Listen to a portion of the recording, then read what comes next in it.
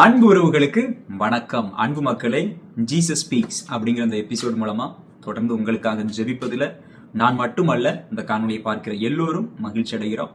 நீங்க கவலையப்படாங்க, எனக்காக ஜெபிக்க யாருமே இல்லை அப்படின்னு சொல்லிட்டு உங்களுக்காக ஜெபிக்க நான் இருக்கிறேன். நம்ம ஜெபக்குழு இருக்கிறது.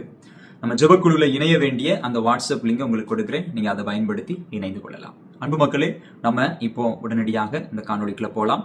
முதல்ல நான் என்ன தயார்படுத்திக் கொள்றேன், அடுத்து நீங்க உங்களை தயார்படுத்திக் கொள்ளுங்க. மேலும் எப்பொழுதும் சொல்றது போல இந்த ஜெப கருத்துக்கள் அனைத்தும் நாளை மாலை நடக்கின்ற ஞாயிற்றுக்கிழமை திருப்பலியில ஹோலி மாஸ்ல உங்களுக்காக நான் ஒப்பு கொடுத்து ஜெபிப்பேன் அப்படிங்கிற அந்த நம்பிக்கையோட எனக்கு ஆண்டவர் கண்டிப்பா எல்லாற்றையும் ஃபாதர் வளனரசு மூலமா பெற்று தருவார் அப்படிங்கிற அந்த நம்பிக்கையோட என்னோடு இணைங்கள். என்னுள் இருக்கும் மறுபெரும் சுடரே, என்னை மறைத்து உம்மை வெளிப்படுத்தும். என் அன்பு இயேசுநாதா, எனக்கு உண்மை பற்றி எடுத்துரைக்க நான் தான். அன்பு மக்களை, இப்பொழுது உங்களை நீங்க தயார்படுத்திக் கொள்ளுங்க, பக்தியோட பங்கெடுங்க. கண்டிப்பா உங்களுடைய வாழ்க்கையில அதிசயம் அற்புதம் நடக்கும். கடந்த வாரத்துல மட்டும் குறைந்தது ஒரு 3 பேர் அதிசயம் அவங்களுடைய சாட்சியத்தை நம்மளோட வாட்ஸ்அப் குழுல பகிர்ந்து கொண்டாங்க. அவங்கள்ட்ட கேட்கும்பொழுது அவங்க சொல்றது தான், இந்த ஜீசஸ் ஸ்பீக்ஸ் இதன் மூலமாக நாங்க நம்பிக்கையோடு ஜெபிச்சோம் ஃபாதர், எங்களுக்கு அது நடந்துச்சு அப்படின்னு சொல்லிட்டு அந்த நம்பிக்கையோட நீங்க இப்போ உங்களை தயார்படுத்திக் கொள்ளுங்க. சாமுவேல் இறைவாக்கினர் சொன்ன அதே வார்த்தை, ஆண்டவரை பேசும் அடியேன் கேட்கிறேன். ஆண்டவரை பேசும் அடியேன் கேட்கிறேன். அன்பு மக்களே, நிறைய வேளைகள்ல என்னை ஆண்டவர் கண்டுக்கிறதே கிடையாது. நான் கேட்கறது எதுவுமே எனக்கு கிடைக்கிறதே இல்ல. என் ஆண்டவர் என்ன மறந்துட்டாரு, என்னை முற்றிலுமா என்ன அவருடைய கண்ணில் நான் படுறது மாதிரி இல்லை, என்னுடைய ஜெபங்களை அவர் ஒரு நாளும் காது கொடுத்து கேட்பதே இல்லை அப்படின்னு நீங்க நினைச்சுக்கிட்டு இருக்கீங்க அப்படின்னா உங்களுக்கு தான் இன்னைக்கு ஆண்டவர் ஒரு நல்ல ஒரு இறை வார்த்தையை சொல்ல இருக்கிறார். குறிப்பாக என்ன இறை வார்த்தை அப்படின்னு நான் முதல்ல சொல்லியிருந்தேன். அதன் பிறகு அதனுடைய பின்னணியை கொஞ்சம் இன்னைக்கு நான் சொல்லணும் அப்படின்னு ஆசைப்படுறேன். ஏன்னா அதனுடைய பின்னணி அவ்வளவுக்குள்ள இறையியல் மிகுந்ததாக இருக்கிறது. அதை தெரிஞ்சுக்கிட்டோம் அப்படின்னா உங்களுக்கு அந்த இறை வார்த்தை இன்னும் கூடுதல் பலத்தை கொடுக்கும், கூடுதல் ஆசீர்வாதத்தை உங்களுக்கும் உங்க குடும்பத்துக்கும் கொண்டு வந்து சேர்க்கும். சரியா? அதனால இறை வார்த்தை என்ன அப்படின்னா, எசாயா புத்தகம் 49வது பிரிவு 16வது இறைவசனம். நிறைய பேருக்கு தெரிஞ்ச இறைவசனமா இருக்கலாம், இருந்தாலும் இப்ப அதை நம்ம ஒருக்கா வசிப்போம். இதோ என் உள்ளங்கைகளில் உன்னை நான் பொறித்து வைத்துள்ளேன், உன் சுவர்கள் எப்பொழுதும் என் கண் முன் நிற்கின்றன. இந்த வசனத்தை நம்ம நிறைய நேரத்துல வாசிச்சிருப்போம், நிறைய நேரத்துல நமக்கு மனசுக்கு பிடிச்ச ஒரு இறை வார்த்தையா இருக்கும். ஆனா இது எதற்காக ஆண்டவர் சொல்றாரு அப்படிங்கிறதையும் நம்ம தெரிஞ்சுக்கோம். எதற்காக சொல்றாருன்னா, ஒரு 2 வசனத்துக்கு மேல, குறிப்பா 49:14 ஆண்டவர்கிட்ட சியோன் அப்படின்னா யாரு? எருசலேம். எருசலேம்னா இஸ்ராயல் மக்கள். இஸ்ராயல் மக்கள் அந்த காலத்துல அவங்க, இந்த காலத்துல நம்ம எல்லோருமே இஸ்ராயல் மக்கள் தான், புதிய இஸ்ராயல் மக்கள். அப்ப இந்த என்ன கேக்குறாங்க, அந்த சியோன் என்ன சொல்றாங்க ஆண்டவரை பார்த்து? ஆண்டவர் என்னை கை நெகிழ்ந்து விட்டார். ஆண்டவர் என்னை கை நெகிழ்ந்து விட்டார், என் தலைவர் என்னை மறந்து விட்டார். இதுக்குதான் ஆண்டவர் என்ன சொல்றாருன்னா, தாய் பால் குடிக்கிற பிள்ளை மறந்தாலும் நான் உன்னை மறப்பனா அப்படிங்கிறது தான் 15வது வசனம். 16வது வசனத்தை தான் இன்னைக்கு நம்ம சிந்திக்கிறோம், தியானிக்கிறோம். ஆண்டவர்கிட்ட ஜெபிக்க ஆண்டவர் நமக்கு இந்த வாக்குத்தத்தத்தை கொடுத்திருக்கிறார். அப்ப இன்னைக்கு 16வது வசனத்துல ஆண்டவர் என்ன சொல்றாரு? இதோ என் உள்ளங்கைகளில் உன்னை நான் பொறித்து வைத்துள்ளேன். எழுதிலாம் வைக்கல, பேனா வச்சு பென்சிலை வச்சு எழுதுனா அழிஞ்சிரும். அதனால அவர் பொறித்து வைத்திருக்கிறார். எப்படி கல்ல ஆணி வச்சு பொறித்து வைத்திருக்காங்களோ அதே போல ஆண்டவர் இயேசு கிறிஸ்துனுடைய கையில ஆணி, அங்கு இரத்தம் வந்தது, அந்த இரத்தத்தை கொண்டு உங்களுடைய பெயரை அவர் பொறித்து வைத்திருக்கிறார். இது அழியுமா? அழியவே அழியாது. அப்ப அவர் உங்களை மறக்காரா? மறக்கவே மாட்டார். அவரே மறக்கணும்னு நினைச்சா கூட மறக்க முடியாது. அதனால நீங்க கவலைப்பட வேண்டிய அவசியமே இல்லை. இதை நீங்க முதல்ல நம்பணும். என் பேரை, என்னுடைய வாழ்க்கைய, என்னுடைய எதிர்காலத்தை, என் குடும்பத்தை எல்லாத்தையும் ஆண்டவர் உள்ளங்கையில எழுதி வைத்திருக்கிறார் அப்படிங்கிறத முழுமையாக நம்புங்க. நம்பி ஆமேன் அப்படின்னு சொல்லிட்டு கீழே டைப் பண்ணுங்க. அப்ப அன்பு மக்களே, இது மட்டும்தான் வாக்குத்தத்தமான இல்ல.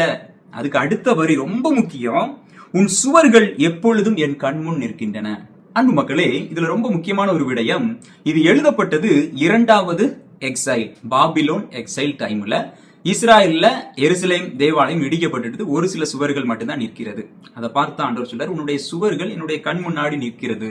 என்னது இதை சொல்லுது அப்படின்னா, அவர் சொல்றாரு, இஸ்ராயல் மக்களே, நீ பட்ட கஷ்டம், நீ பட்ட துன்பம், நீ பட்ட அவமானம், இன்னைக்கு உடஞ்சு போய் நிற்கிற, நில குளிஞ்சு நிற்கிற, கவலைப்படாத, அது எல்லாம் என் கண்ணு முன்னாடி நிற்கின்றன.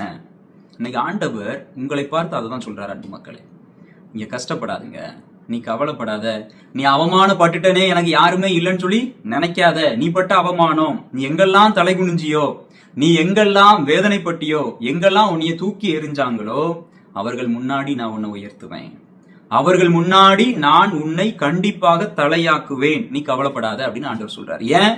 ஏன்னா நம்ம பட்ட கஷ்டம், துன்பம், அவமானம், பிரச்சனைகள் எல்லாமே அவர் கண் முன்னாடி நிக்கிறது. இன்னைக்கு உங்க குடும்பத்துல நீங்க நல்லா இருக்கிறீங்க, ஆனா உங்க சுத்தி இருக்கிறவங்க எல்லாரும் உங்களுக்கு எதிராக செயல்பட்டு இருக்கிறாங்க, உங்களை அவமானப்படுத்துறாங்க, உங்களை கொச்சப்படுத்துறாங்க, இழிவுபடுத்துறாங்க அப்படின்னா கவலையே படாங்க, அது எல்லாம் ஆண்டவர் கண் முன்னாடி இருக்கிறது அப்படின்னு ஆண்டவர் சொல்றாரு. மக்களே, எவ்வளவு பெரிய ஒரு வாக்குத்தத்தம்.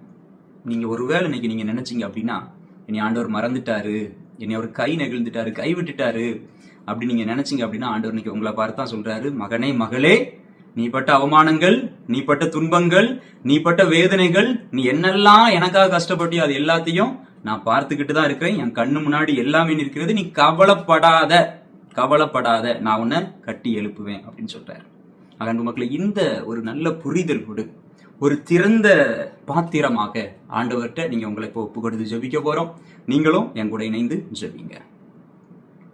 அன்பு தந்தை இறைவா, படைத்து பாதுகாத்து இந்த நொடி பொழுது வரை கண்ணின் மணி போல எங்களை வழிநடத்தி கொண்டிருக்கிறீர். அதற்காக உமக்கு கோடான கோடி நன்றி. இதோ யாரெல்லாம் இன்னைக்கு உடைந்து போயிருக்கிறார்களோ, யாரெல்லாம் இன்னைக்கு தலை குனிந்து இருக்கிறார்களோ, யாரெல்லாம் எனக்கு யாருமே இல்லை, என் ஆண்டவர் கூட என் வார்த்தையை, என் கண்ணீரை பார்க்க மாட்டுக்காரு, கேட்க மாட்டுக்காருன்னு சொல்லி உடைந்து போயிருக்கிறார்களோ, அன்பு இயேசுவே, என் அருமை தகப்பனே, அந்த பிள்ளைகளை கண்ணோக்கி பாரும். நீர் இல்லாமல் எங்களுக்கு இந்த உலகில் எதுவும் இல்லை, யாரும் இல்லை. நீர் இல்லாமல் எங்களால் ஒரு அடி கூட எடுத்து வைக்க முடியாது என்று நம்பிக்கையோடு உங்க கூட வந்திருக்கிறோம். ஆண்டவரே, என் பேரை உங்க கையில நீங்க பொறித்து வைத்திருக்கிறீங்களா? என் வாழ்க்கையை மாத்துங்கப்பா. என் வாழ்க்கையில சந்தோஷத்தை கொடுங்க, சமாதானத்தை கொடுங்க, நிம்மதியை கொடுங்க. குடிகார கணவனை நினைத்து, குடிகார மகனை நினைத்து, இன்னும் எத்தனையோ கடன் பிரச்சனைகள், குடும்பத்தில் சமாதானம் இல்லாமல், குழந்தை பாக்கியம் இல்லாமல் எத்தனையோ இடங்கள்ல எத்தனையோ நபர்கள் இந்த அவமானத்தை சந்தித்துக் கொண்டிருக்கிறார்கள். என்னுடைய மகன், மகள், அவர்களையும் நீர் உமது கரத்தில் பொறித்து வைத்திருக்கிறீர் தானே? அவருடைய பெயர் உம்முடைய கையில் எழுதப்பட்டிருக்கிறது தானே? அவர்களை அவமானப்படுத்தாதுங்கப்பா. அவங்க அவமானப்பட்டது போதும்.